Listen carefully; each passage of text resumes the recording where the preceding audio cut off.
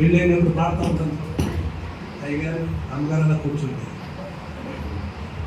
ఈనాడు మీరు పెళ్ళాడినారు, వేరైన మీరు ఒకటైపోయారు. పెళ్ళంటే ఏమిటమ్మా?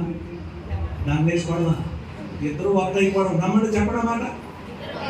అయ్యారా? ఇన్ని సంవత్సరాలు ఇద్దరు ఒకటయ్యారా?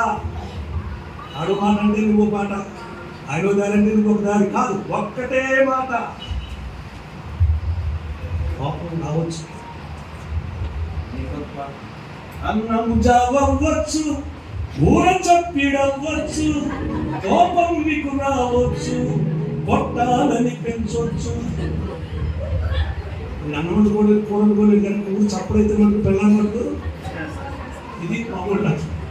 ఆ కొట్టేసి మారి వెళ్ళిపోయింది కనుక ఎక్కడికైనా నీకు తెప్ప ఒక్క తెప్ప భార్యను పట్టదు, మాస్టర్ పట్టను. అన్నము జావచ్చు, కూర చప్పిడవచ్చు, కోపం మీకు రావచ్చు, కొట్టాలని పెంచొచ్చు.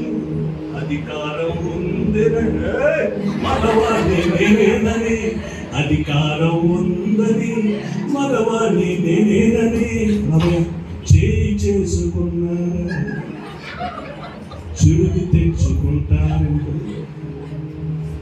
అందుకనే నా భార్య నేను ఎప్పుడు పట్టను.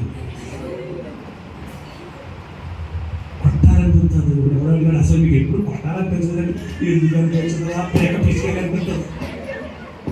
ఒక్కోసారి ఆడోడు ఏడిపించి ఏడుపు, కానీ అలా కొట్టాలనిపించినప్పుడు కాసేపు ఇంట్లోంచి బయటకు వెళ్ళిపోతే తీరిపోతాను. ఇది మా వాడు రాసం గారు. ఆయన తిట్టాడని అన్నం మానొద్దమ్మా, మంచి చీర లేదని కోపగించవద్దమ్మా. మీకేనమ్మా? మీ ఆయనేనమ్మా? ఆలోచన ఉండాలి, ఆవేశం తగ్గాలి, అవకాశం చూడాలి, లాలించి అడగాలి. అన్నం మానైతే దేశం మీకే తప్ప అడిగేవి ఏంటో రకరకాల కోపాలని. శుభ్రంగా అన్నం తినేసేసి కోపించాలి. దేవుడి వాక్యంలో మాట ఉంది, కోపగించుడు కానీ పాపము. పాపం అంటే మాట్లాడుకోవడం. ఉదయం కోపం వస్తే సాయంకాలానికి నెరవేర్చుకోవాలి. దేవుడికి స్తోత్రం చెప్పండి. ఈ వాక్యంలో ఉందా లేదా చెప్పండి. సూర్యాస్తమయ్యేసరికి ఎంత మంచి వాక్యాలు కాబట్టి ఇలాంటి పాట ఉన్నాయి. అదే మీకు చూసి రాకపోవచ్చు, నేను సీడీలు క్యాసెట్ చేసుకోలేని స్థితి. కొనుక్కోండి, 300 పాటలు ఉంటుంది. మన ఎప్పుడైనా దేవుడు అవకాశం ఇస్తే నేనేమైనా కష్టం వచ్చిన